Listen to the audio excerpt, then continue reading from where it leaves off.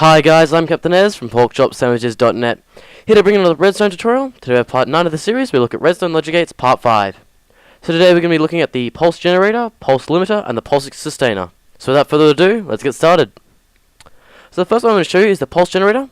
Now what that does is it creates a pulse when it is powered by redstone. So it's sort of like an RS NOR latch, except one of the inverters is facing outwards. So what I'll do is I'll build it like usual and then explain how it all works. So as you can see, the inverters aren't facing each other, they're actually kind of facing the same direction. So, wrong one, there we go. And it's just that simple. So, it's very simple design, but actually really handy when you're dealing with things like a really complicated redstone mechanisms, which require a single pulse of redstone. So as you can see, this system simply works by you clicking that button. So as you see, if I click that button, the piston fires for only a single tick. So how does this work? Well, what happens is when I power this line, it goes into automatically holds this inverter off. Then as 2 ticks later, because 1, 2 ticks later, this also turns off, allowing this to run through just for the slightest of a second before they all reset again. So that's how it really works, really simply. So what this does, it allows for pulsed inputs to be held and then released after the power is released. That's what we call a falling edge detection.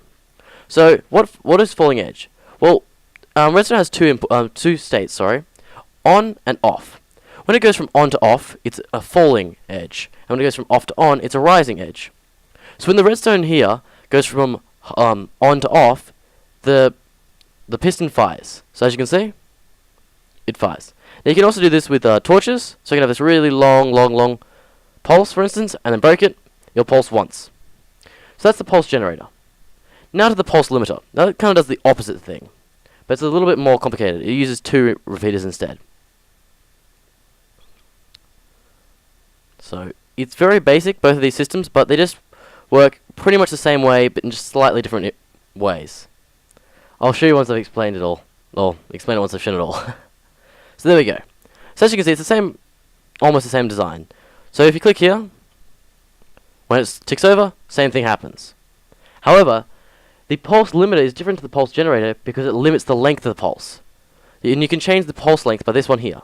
So now it'll only be a single tick of pulse, and then you can make it bigger by 2 ticks or 3 ticks. Now both systems are different to the normal switch. So if I put it over here, just wire it to a piston. As you can see, if I just click this button, this piston will be held on for about a second, as you can see. But this system allows for that time to be shortened or lengthened, depending on what you need. So this is really helpful when you've got really complex systems, which have multiple delay in them, and you need to shorten that delay back to a single tick, or multiple ticks. So that's what those are. Now onto the pulse sustainer. Now, the name kind of gives it all away. It sustains the pulse. So, what I'll do is, it's a bit more large than the other two. So what I'll do is I'll try to build it up and make sure it works. The last few times I've tried to make this, it hasn't worked, so I'll make sure I get it right this time. So it does use a lot more repeaters, but it's sort of helpful when you're trying to have compact pulse sustaining. And it goes around like this, and then your output is this way.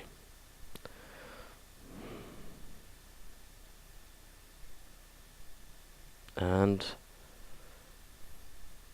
there we go.